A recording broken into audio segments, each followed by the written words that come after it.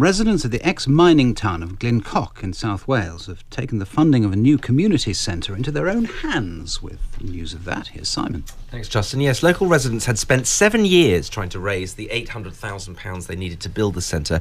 They were £35,000 short with just a matter of weeks to go before planning approval lapsed. However, they got the extra cash they needed from a number of companies, including Admiral and Tesco, in part after turning to a new online funding platform called Spacehive.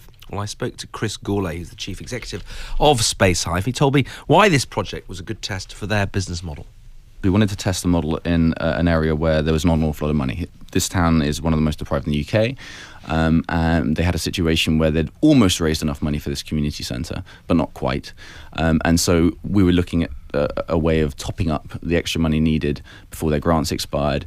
And in this particular case, it's everyone from local businesses and families to a Welsh descendant in Patagonia contributing money to the project. For projects in the future, I think you're going to see a very different support base depending on the nature of projects. There's a couple of projects coming up soon. We've got a rooftop farm that's being built in King's Cross, and a redevelopment of an old derelict dock in the East End into a creative hub. Now, those projects are going to appeal to very different sorts of people, and so you're going to have different people funding them. This idea of crowdsourcing cash, if you like, does that mean that the people who contribute the money get a say in the project?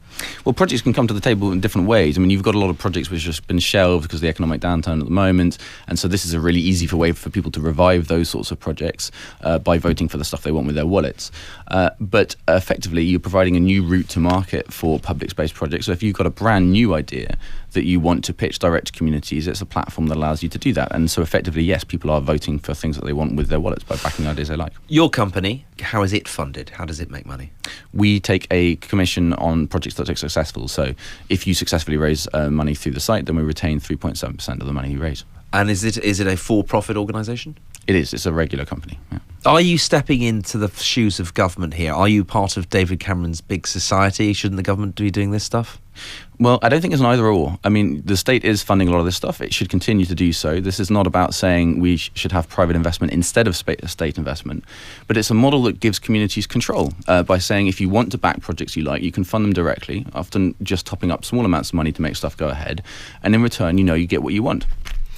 That was Chris Gourlay there, Chief Executive of Spacehive.